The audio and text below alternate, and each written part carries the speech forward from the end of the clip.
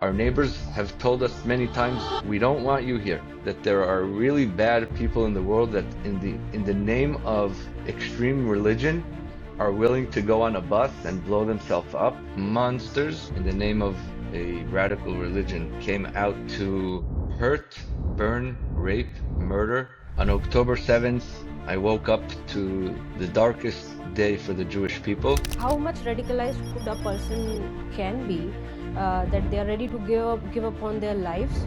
48 war, 68 war, 67, 73 war, the Yom Kippur War, 85, First Lebanon War, Second Lebanon now, October 7th, a group of terrorism who got millions and millions of dollars from Qatar, invested them in building tunnels and in hate. I'm reminding you that Osama bin Laden was a multimillionaire and he could invest it in good things in the world.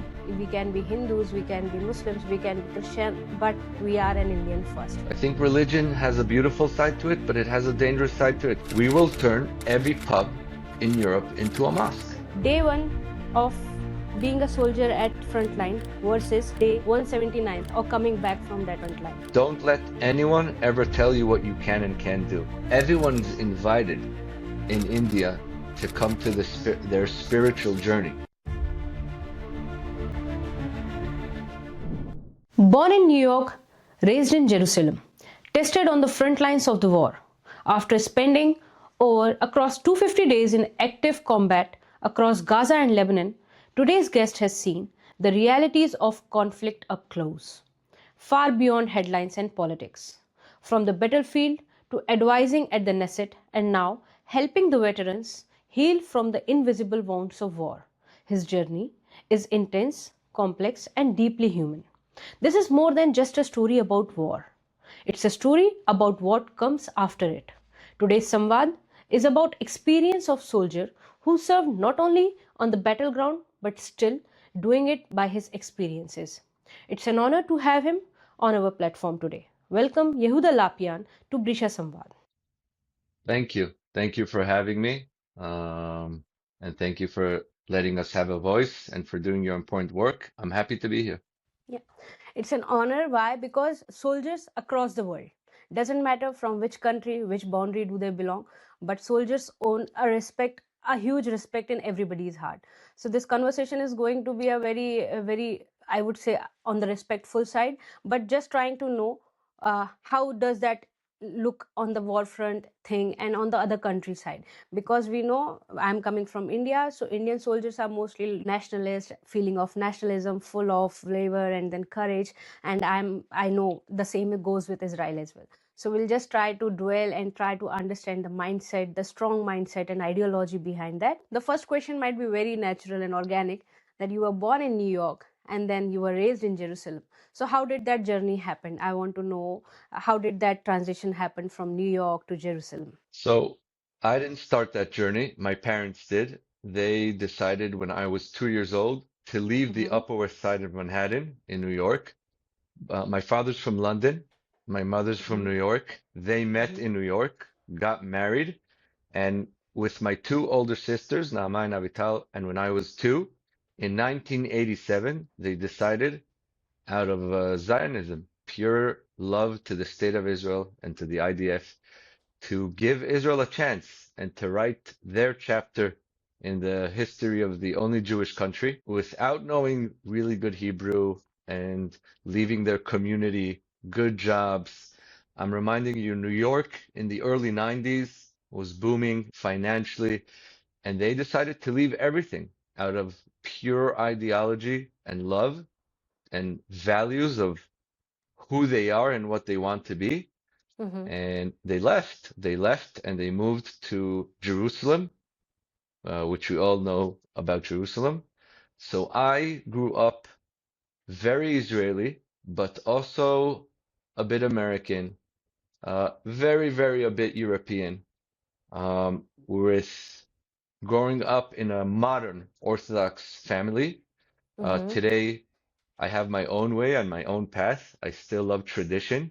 Talking about India and why I love it so much and respect it so much. And I spoke about this with Revital and Holy Moses, how for many Israelis, India and Indians play a crucial role. A, how they support us, most of them, and B, the fact that so many Israelis, after their army service, could go to such a special place and feel at home away from home, to Mm-hmm. be connected to spirituality without being religious.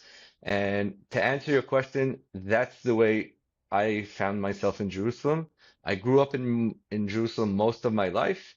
9 years ago, I decided to move to Tel Aviv, where Mm-hmm. I've been living there for 9 years, and that's the logistical journey.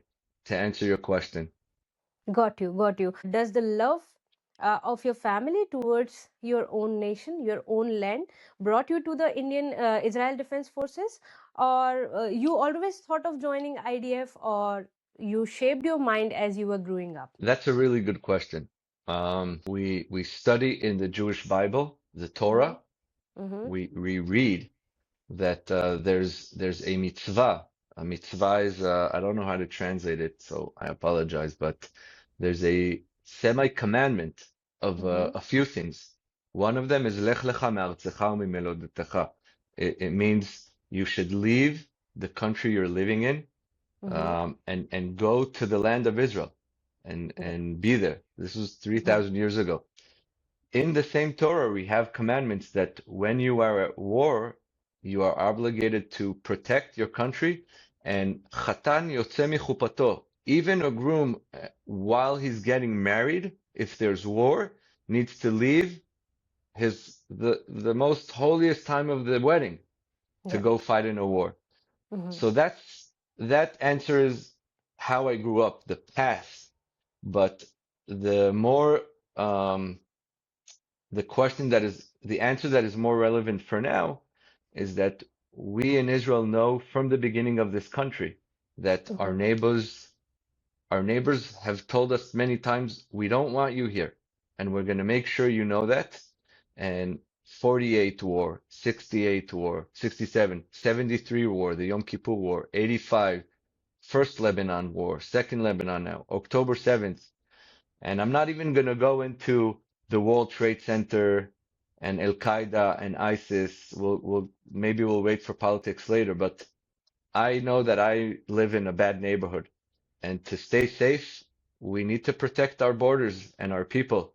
And I have to say, and I say this in every podcast, even when I'm speaking to people who tell me ahead of time how much they dislike the IDF in Israel. I don't think I'll ever do something as meaningful, as powerful, like protecting my people and my country together with the bravest men I ever met. I don't think I'll ever meet such brave people.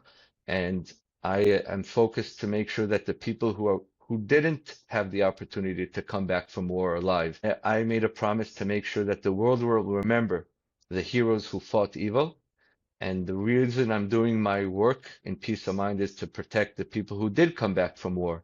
And to fight evil takes a toll on your soul, on your mind, and on your body.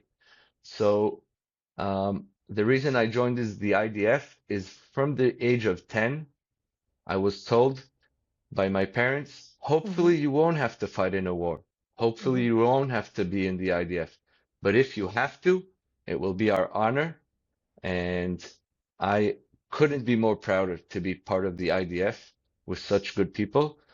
I would love to go back to my home, to my work, to my flights, to my lectures, to podcasts, but I just finished 52 days going on a lot into Gaza, and I promise you, I will do it 1,000 more times if needed, because the Jewish people have only one country, one, in a really bad neighborhood. And to fight evil, you have to do it strong and firm. Then peace will come. This just do not bring your love towards your nation, Israel as a nation, but also the importance of protecting your borders when you literally have conflicting zones and neighborhood surrounding you. So this just gives you that importance, that why you should be actually very much active, and why you should have that valor of fighting for your nation. And I really appreciate that, because this is an ideology even the India carries, you know. In India as well, we have like nation first thing. We, no matter, we can be Hindus, we can be Muslims, we can be Christian, but we are an Indian first. So that just bring me that idea back in my mind, and I really loved this answer personally. But you were raised in Jerusalem, Jerusalem being a very holiest city, and you must be having a lot of impact as well, right? You are born in that. Now, what was the time when you realized that you live in a very, I would say, a conflict situation where everybody surrounding you have their vested interest and people are in that conflicting zone? So what made you realize that thing? Very young age. You know, kids, some kids grow up a bit later, some earlier, but in Israel, I think you grow up not just when you join the IDF when you're 18 and you have to Mm-hmm. overcome things that are big in life, Mm-hmm. fear, losing friends. You grow up very fast in Israel. It goes same from, when I was in fourth grade, Mm-hmm. so I think fourth grade is like 8 years Yeah. old, 9 years old, right? Yeah. Eighth or ninth. Yeah. Every year during Purim is our Mm-hmm. celebration of like we put on costumes, we read the Megillah of Esther, we celebrate the fact that we were almost killed as a nation, but we survived. So every year the school for for a week puts on decorations and the kids become the teachers a bit for one day. And we do like a market, which every class does like a fun stand. So you're walking around the school and there's beautiful stands, fun, scary, cool competitions. And when I was in fourth grade, I think I was waiting for everyone's waiting months. It's like waiting for Christmas. It's very Yeah. moving. Yeah. And someone in Jerusalem, a terrorist, extreme Muslim terrorist from an organization, I don't know if it's Hamas or Fatah or then it used to be other organizations. He blew himself up in Jerusalem and killed many people. And this was in the morning, early in the morning. And I remember coming to school and seeing the principal taking off all the signs and all the adults in the school, packing the stands and the music being turned off. And I remember it being from the most happiest day and funnest day we were looking forward to. I think it was the saddest day. Remember as a kid, I was so upset. I was so angry. And I think that was the really first time that I understood that there are really bad people in the world that in the name of extreme religion are willing to go on a bus and blow themselves up and kill tens of innocent people. It wasn't even a soldier versus a soldier. It was just someone, a terrorist going on a Terrorist versus bus. civilian A who terrorist has was a nothing to do. civilian from, yeah, and to blow yourself up on a bus with innocent people, I think, it's an act of coward. Mm-hmm. Uh, That's how coward, and that's my first realization of we have bad people who want us dead. This just gives an answer of a very important question as well, because when I was studying about Israel Defense Forces, one thing was very sure: they are really good at what they do. I mean, they are really good and smart. So, what I just thought of a question: what made them like this? So, maybe just because they are literally what you said, that they are on the elder side at very younger age. I mean, they realize the life which they got, that okay, what is the cost of this thing, how we are living at very very early age as compared to the nations across the world. Maybe that could be one of the reason that you get maturity, you get alertness, that signs of awareness very soon, so that you understand what takes you there and what you need to for yourself to make secure in the future path. But okay, what was the mindset before you joined and after you join? I mean, there must be some changes, there must be some realization, and practical lenses must have been opened. When I came into the army at 18, I was an 18 years old boy. And like many 18 years old boys in the world, and this we know, if you tell them that they're the Messiah and they're God, they'll probably say you're right. Men under the age of 30, and especially under the age of 20, think, not all men, but a lot of them think that they are invincible and that they are powerful and smart and they know everything. That's what I felt like. I felt on Mm. one hand strong and proud and I honored to continue the legacy of such brave people. I'm reminding you that the IDF soldiers are not professional soldiers like in America or other countries. Most of the soldiers I'm fighting with now are doctors, lawyers, dentists, they volunteer in good places. They're good people. Most of them would love to go back to their house. They're not professional combat soldiers. When I came into the army when I was 18, I thought that everything will be okay, that I'll go in and go out, I'll do Mhm. my 3 years and continue. Nothing prepares you for basic training. Mhm. Nothing prepares you for being mentally challenged daily. And being so many times in situations where you want to give up. You mentally want to give up. You just Exactly. finished a 25 journey kilometers in the desert Mhm. with your whole platoon, and you Mhm. started it at 6 p.m. and you finish it at 5 a.m. So you didn't sleep Okay. the night, and then you go into a shower. You're taking a shower because now you're going to sleep for 6 hours. And during the shower, the officers and the commanders come in and say, "Get dressed. We're doing it again." Oh, And you're like, "Oh my that's God." crazy. I remember having the soap in my head, and I remember saying for the first time, like I can't. I can't. I can't. I was so proud. I just finished so many kilometers with things on my back, with holding, the alunka, I don't know how to say it in English, when you're practicing on carrying someone who's injured. So your back, it's tough. It's Yeah. tough. And just to do it again now in the sun, it was I remember, but then you do it and everyone does it. And you see the people who are tall, skinny, fat, chubby, everyone's in it together. Some people are having a very hard time and the commanders send you to help them. Some are totally fine with it.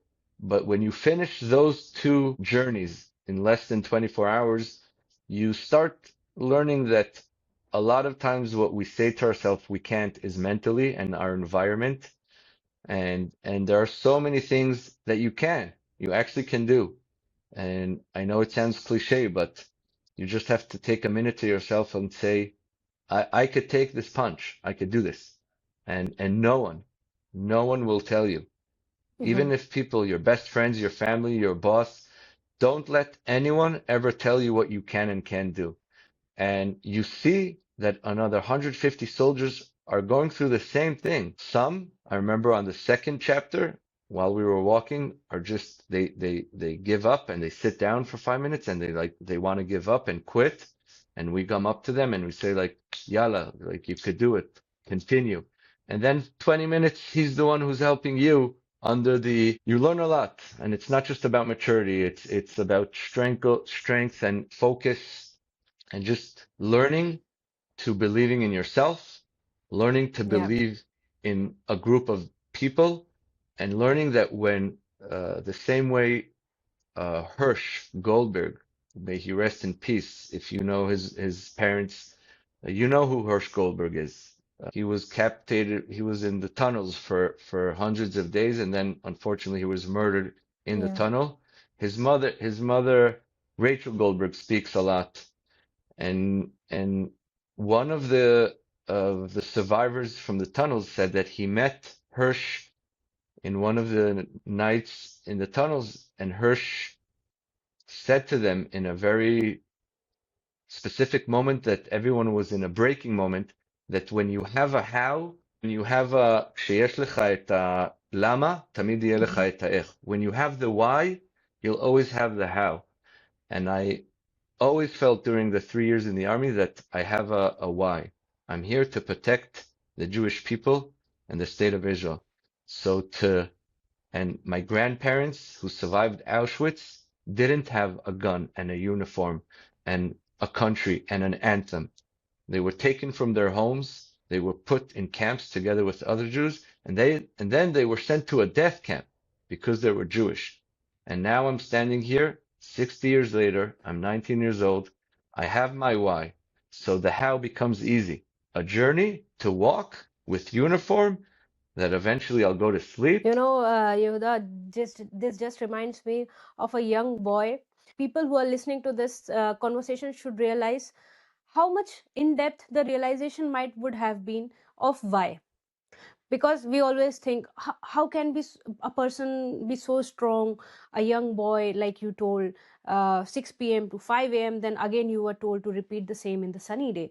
But the realization of why is so in depth in your mindset, that carries, okay, I'm gonna do this. And then the brotherhood and all the fellow soldiers might be helping you, and then you have that brotherhood, and then that is a feeling you carry for lifetime with yourself. I feel that's a feeling, and I think that's the inspiration you get from there, that you're still willing to help the veteran soldiers, that no, I'm going to do, okay, that part has been done, but now still I can do something for my fellow soldiers and the veterans, and then I can proceed with this path to lead my nation. That's very great and very inspiring. But okay, I know you were involved in frontline wars as well. You were in the combat as well. So tell me about that 179 days. You were prepared about that, or it was a random thing? I just want to know, firstly, the day that happened. On October 7th, I woke up to the darkest day for the Jewish people. Monsters, in the name of a radical religion, came out from the hells of the tunnels, literally came out from the tunnels Mm-hmm. to hurt, burn, rape, murder, butcher innocent people. They didn't even go to the army. They didn't just go to men who are fighting in the IDF. They played Rambo on 80 years old, 9 years old. They kidnapped Shiri Bibas and her two babies. They did horrible, horrible things. And I understood that the idea of radical Islam, not Mm-hmm. Islam, because there are beautiful, beautiful things in Islam. There are. And Yeah. most of the Muslims I met in my life want to live well, make a living, and be thankful to their God, to their Prophet, to Muhammad. And I learned a lot from Islam. But the 20%, the 10% in the world, the Al Qaeda, the ISIS, the Muhammad bin Laden, the Iranian Ayatollah, the burning people from ISIS on YouTube 10 years ago, Yeah. Hamas, terrorism, a group of terrorism who got millions and millions of dollars from Qatar instead of investing them in a beautiful place near the sea, invested them in building tunnels and in hate, and it succeeded for them. And they tried to Mm-hmm. destroy the state of Israel. And I have to say, they succeeded to break my heart. They, but they didn't succeed to break my spirit, the Israel spirit, the Jewish spirit. I woke up, and I think by 11 o'clock in Simchat Torah, which is the holiday we have where we celebrate the fact that God gave us the Torah, I Mm-hmm. Mm-hmm. understood that that's not simcha, that's not happiness, it's the vice versa, and that we're being attacked in the south. So I immediately rushed from shul, from my synagogue, to the hospital, first of all, to give blood. And one of the most moving things I've ever seen, I saw a line from the street outside the hospital. Mm-hmm. Hundreds of people from Tel Aviv, Mm-hmm. if not thousands, who are waiting online on a holiday, on a day off. There, there was silent. No one was saying a word. Everyone was on their screens, and they were waiting to give blood. And me being me, I said I might have to go into the army, whatever, but I didn't wait the line. And I said I'll be Israeli. I'll cut the line. And I went straight to the front desk and I said I might be called up, but I also want to give blood. And I have pictures I could send you after this interesting Sure. podcast of me giving blood. And then my best friends from 18 years old, where I studied in a program before the army, were with me. Yoav and Neta, called Mm-hmm. me and Mm-hmm. said two words, Yalla Tagia, which means Yalla, like Tagia, like come. And I know what that means. So I literally finished my giving blood. I drove my bicycle like a crazy man and went to my apartment. I put my uniform, I prepared. I went back to shul to get a blessing from the rabbi who said to me, Lech bekochecha v'toshia et Israel. Go with all your strength and save the Jewish people. And I drove to a bus station, which was crazy. And then Vadim, a Russian huge guy who couldn't be a part of the army. He Mm-hmm. was looking to help soldiers to get to their bases. I said, I need to get to my base. And he drove me for an hour and 15 minutes to the base up north, actually. And I arrived there at 5 p.m. and I saw hundreds of fathers and mothers bringing their kids to the base. I think it's the only country in the world where people, when the storm is starting, they're not running away from the storm. They're running towards it. And their parents are Towards not it. hiding with their kids. They're sending them to fight because they're part of something much bigger. And to see the fathers and the mothers get off the car, take their son, put their hands on their head, give them a kiss on their forehead. It's a very moving scene to see, but and to blessing them to continue protecting the people and to saying to them, "Tzetchem leshalom," you should go in peace.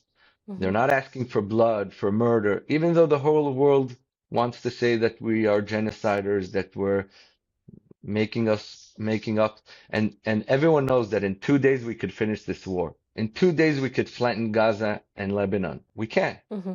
but Mm-hmm. that's a different subject. Um, that was October 7th by 5 p.m. To answer your question, 10 days later, I was just about to enter Gaza with the convoy of a logistical convoy. I was in charge with other two guys on the whole logistics, bringing the combat soldiers in Gaza, Mm-hmm. food, Mm-hmm. ammunition, water, clothes. We were attacked by a very, very big drone. I think it was one of the toughest and, being honest, very, very scary moment. Very scary. 5 more minutes, 2 more minutes, if I was near the truck, if the missile would hit where we stood, um, easily I'd be dead. The truck literally flew up in the air, and there's a hole in the truck, which I also have the picture of. And I think my proudest moment in my life is that while everyone was taking shelter, and they should have, Mm-hmm. three guys were injured, and one of them was injured, but he, his he wasn't able to move, and he was in the open field. So I just said, I said what I said to myself, and I ran towards him, and I didn't know if there'll be another missile. I didn't know if other people are going to come to protect us. It was chaos. And for 2 minutes, I was able to ask him questions, give him water, Mm-hmm. holding his head while his whole body is bleeding, even making a funny Jewish joke and made him laugh.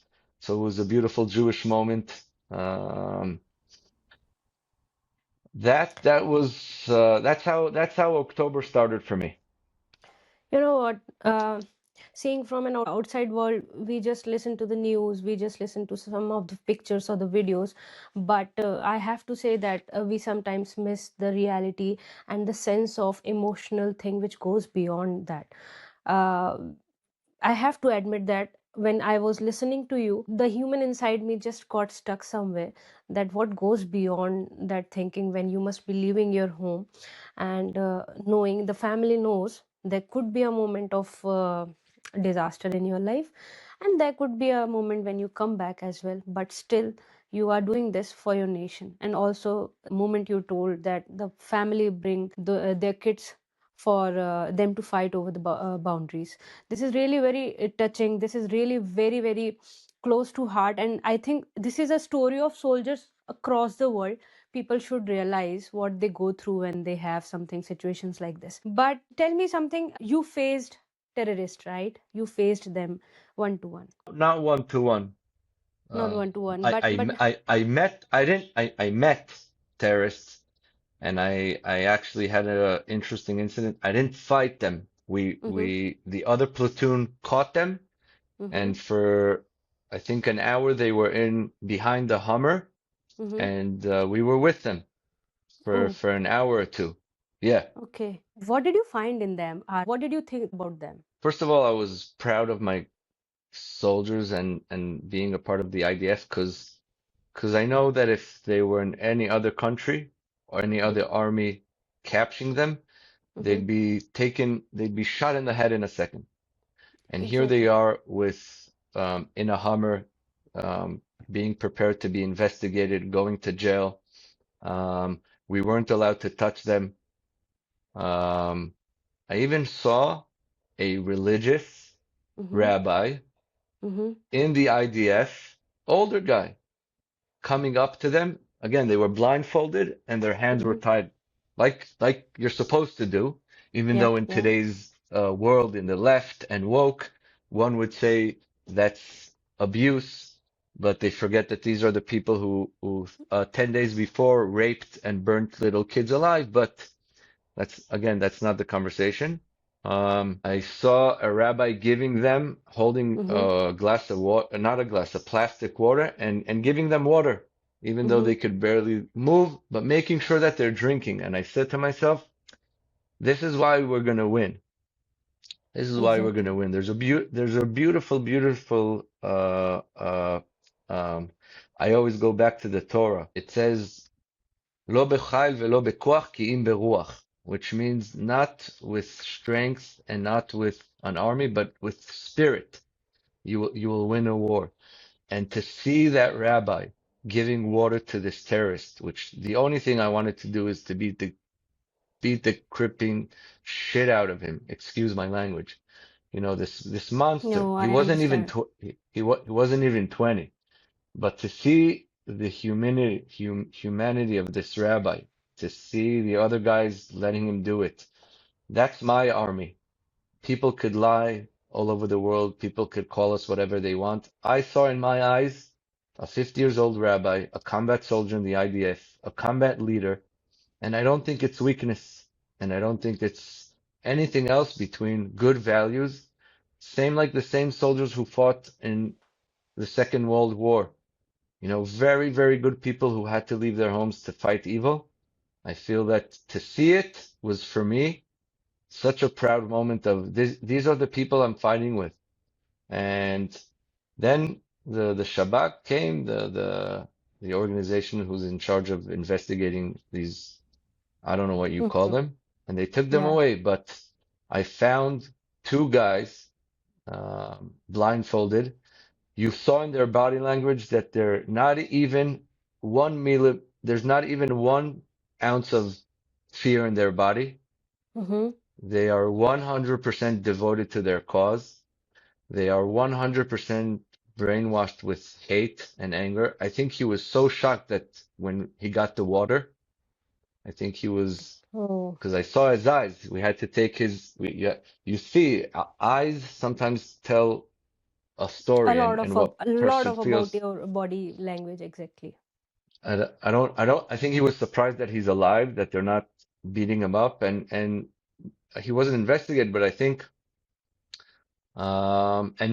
and maybe us, the Jewish people and the Israeli army, maybe we're too soft, and maybe we're too nice, and maybe if we behaved like other armies, these terrorists would think twice, but I think they take advantage of it. But it doesn't matter. I could go sleep at night with a full heart that I am This is surrounded by 99% good soldiers in a good army with good people.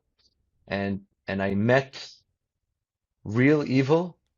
And when extreme religion has no boundaries, that's what they correct. do. And they've been doing it for hundreds of years and they'll continue to do it. They started doing it in Europe when they take a truck. and run over people on a Christmas festival, Yeah. or take a plane into a World Trade Center and burn 3,000 people alive.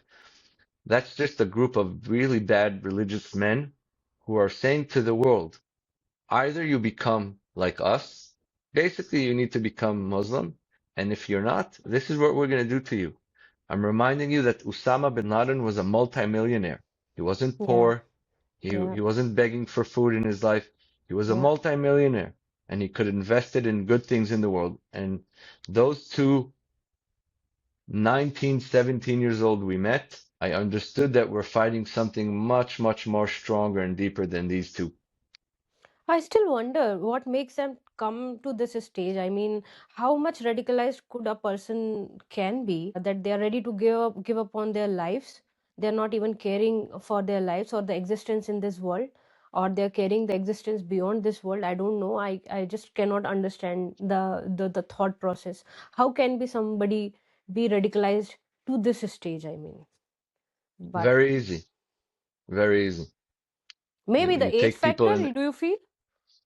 No, it's not just age. I think religion has a beautiful side to it, but it has a dangerous side to it. You're playing with fire, and ideology could be very, very dangerous when it's not balanced, and Mm-hmm. and that's why just go on Google and write down terrorist attacks in Europe in the last 50 years. They're always taking a video, these terrorists. You could see it Yeah. on Telegram. And before they go to attack, to murder, Mm-hmm. they Mm-hmm. say, they say, in the name of Allah, death to the West, Yeah. Yeah. death to America, death to Israel. They say it, they believe in it. It's you could become like that very easy. Yeah, yeah. But I feel the persuasion must have been started from a very, very young age when the mind is still reshaping the ideas and ideology. At that point, only people are radicalized, and then till the point they reach to their mature age, they are actually matured enough in shaping their ideology about radicalization of everything. So it must be that, but this is really crazy, and this has to go. I know this is a very ideal statement which I am putting, that this has to be eradicated from world, but it will take a lot of time. I feel it's a very That long journey. I think the reason I love the spiritual aspect of India, because everyone's invited in India to come to their spiritual journey. It's Mm-hmm. not about commandments and religion. Mm-hmm. Everyone. When my sister was in India and she sat for 15 days with the Germans and Chinese and Americans and Israelis, and went to an Indian wedding and meeting an Indian guru talking about how to eat and how to speak and how to sit and how to move and to take things slowly. And it's not about a specific God. And it's not about now that you do this, you have to wear this. It's about finding your inner truth. And I think that is such a beautiful aspect of it's not even religion, it's spirituality. There are Exactly. so many things in my life that has nothing to do with Judaism. It has to do to me hearing an Indian old smart person on YouTube saying, I felt that he was talking to me, saying, and a book my sister gave me, Chokhmat Mizrach, the wisdom of the south of the east of India. You have to eat and respect the food. You have to Exactly. walk and respect the earth. You have to respect the animals. You have to have Yeah. respect to the weak. There's so Yeah. much beautiful things in the spirituality. It has nothing to do with To the do with ideology religion. to change. Yeah. And then, but what happens? That's light. Don't think that there's not another side to that of dark, of saying, no, no, no, no, no. You want to be a part of us? This is what you do. And you have to do it. And your neighbor has to do it. And your kids have to do it. And if they don't do it, you'll chop their head off or you do horrible things to them. And we're seeing it in Europe. In Europe, Yeah. I had listened to a podcast Mm-hmm. a month ago where two English people, Englishmen, Mm-hmm. speak a perfect English with an English accent, who are saying, we will turn every pub in Europe into a mosque. They said it. Crazy. There's This is no room crazy. for alcohol. And he said it, and they're laughing, and there are 25 million views. And everyone on the comments are saying, yay, no respect to the country, no respect to the culture. This is what they, and the guy says to him, you have to be careful to say that out loud. And he says, no, this England belongs to me, and this is what needs to be done. So I don't think Europe understands even what's going on. But to go back to India, I think, and I hope, and maybe we'll talk about it in our next chapter, but India is not just a spiritual country and a healing place for the Israeli people. Is India, and I think Indian people need to start acknowledging that, have a crucial role to play Role to in play. leading Yeah. where the world is going to. Most Mm-hmm. Indians I meet and met, they know who they are. They know their past. They know their future. They know where they're going to. They have respect to their family. They have respect to their parents. They have basic knowledge of evil and good. They are kind. Again, not everyone, but so many of them. Why do you think so many Israelis love being in India for so Mm-hmm. long? Mm-hmm. There's Mm-hmm. some there's something about it. So I'm hoping that they will be one of the main leaders in the world in the next few years and not just someone from the side. Many people feel that Hinduism is a religion, but you know what? Hinduism is a way of life where we actually praise nature. And then people also claim, who don't understand deeply what Hinduism or Sanatanism, if I have to say specifically the right word, is about. It is not, people say that you have multiple gods. How can you praise? How do you know which god to praise, which god not to praise? How do you choose your god? But I have to say you're wrong. We have concept of multiple gods because we praise nature and everything to an extent that we actually treat them as god. For example, sun, we know the value of sun, so we will say he's god Surya, then we know the value of moon. If moon will not come just a single day, what will happen? So we'll say it's god moon. So it's a concept that you have to value things around you to the level that you value god, because they are giving lives to you, they are adding something on in your lives. So it's a concept of actually praising nature. And when I say nature, it's not the natural nature, it's also the nature of people. Acceptance that people can be different. People can be different in their ideologies, but you need to actually accept them. That's how God has made us, right? You can think different from me, but that doesn't mean that you are wrong from me. You could be right at your part, I could be right at my part. So that's the acceptance I feel, which I have learned in Indian culture. I feel this has to be bring to the notice to the people. Okay, very interesting question. I have the next one for you, and also it could be an emotional one as well. Day one of being a soldier at frontline versus day 179th or coming back from that front line. What change did it bring to you? I feel that there's a Yehuda, my name. There's Yehuda before Mm-hmm, October 7th and being at war for 250 days, and there's the Yehuda after. There's the feeling of the Jewish people will never be left alone. I felt for many days I felt alone, not in my mm-hmm, country, but mm-hmm, that we were abandoned by Western society, but by Ivy League universities who were supposed to educate for truth, and they mm-hmm, educated for lie and populism. I mm-hmm, felt mm-hmm, that one of our enemies, Qatar, has infiltrated the most important parts of the world, like mm-hmm, those universities, like mm-hmm, the World Cup. Then they're paying a lot of money to a lot of bad people to harm us. mm-hmm, And I felt that the things that were very important for me before October 7th, like making a lot of money and excelling at work and investments and you know those things are important. One has to provide and make money, but mm-hmm, I work in a field now that is very different, than my other two jobs. I'm part of a special organization called Peace of Mind, which helps veteran IDF soldiers to go back to a better civilian life after being in such extreme situations for such a long time.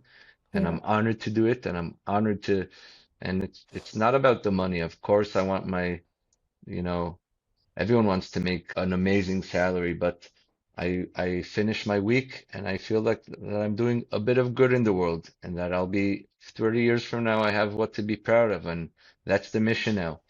Um, the things I really cared about living in Tel Aviv before October 7th, now coming back after almost 300 days, they're totally different. The chase after status and prestige and money. I The don't care angle by which if you if see if your life, this maybe. Is that so? I don't care. The If this is my last interview and my last podcast and no one's gonna interview me and I'm good. I'm happy with what I have. Eze washila sameach b'chelko. One is the most wealthy when he's happy with what he has. I'm very happy. Yes, I'd love to build a family and get married and I want kids, but the materialistic stuff in life, they matter, but there's so many other things that are more important. Yeah, I could clearly see the angle by which you see your life is very, very different, which most people see. And the materialistic part is actually, it plays a role. Of course, you need stuff to live, but it is not the only thing which you need to live. Uh, One thing which you want to unlearn, maybe, that I could have, if I have the chance, then I can unlearn this thing which I learned being a soldier. What I would like to unlearn, Or you can that say there's nothing. still no, there's still good in the world, and I'd love to be Yehuda of October 6th, where life is good and the Jews have a wonderful country, and even though there's a conflict, hopefully we'll be solving it soon, and people want to live and let live, and kumbaya, and let's enjoy the world and fly, and there's good. Most people are good, but it's not true, and I'd love to be. The truth matters, and I understood that it doesn't. People don't care about the facts anymore. They care about what they think and believe in. And even if it's a lie, they'll say it to 25 million followers. I I get miss you. the Yehuda who was more innocent and a bit more pure and a bit less cynical and looking at most of the world and most of the people with a good eye. Now I Yeah, have a suspected, I suspect everyone. Not I you, get but you. the world and the Yeah. governments. I miss that. I miss that part of me, and maybe one day that will come back. But um, I would undo that. The bit more innocent and child part of me that Yeah. literally died after October 7th. Sometimes sitting at your home, being comfortable around your space is a luxury in itself. And we should not be taking this for granted because people are actually struggling with this common things which we have in life, which we feel is a very, very natural thing. With this is a very short message, but I feel this is a very strong message. With this ending note, I, Anubhi Dubey, on behalf of Brisha Samvaad team, signing off this time with the promise of bringing more knowledgeable content for the next time. But if you like this video, please like, share and subscribe. और ज़्यादा से ज़्यादा जब आप subscribe करेंगे तो ये हमें मदद करेगा हम अच्छे से अच्छे गेस्ट को रीच आउट करें जिससे हम प्रैक्टिकल एक्सपीरियंसेस को टेबल पर लेके आए and then we see life through different lenses जो कि आज हमने एक कोशिश की. Thank you. By this ending note. Bye.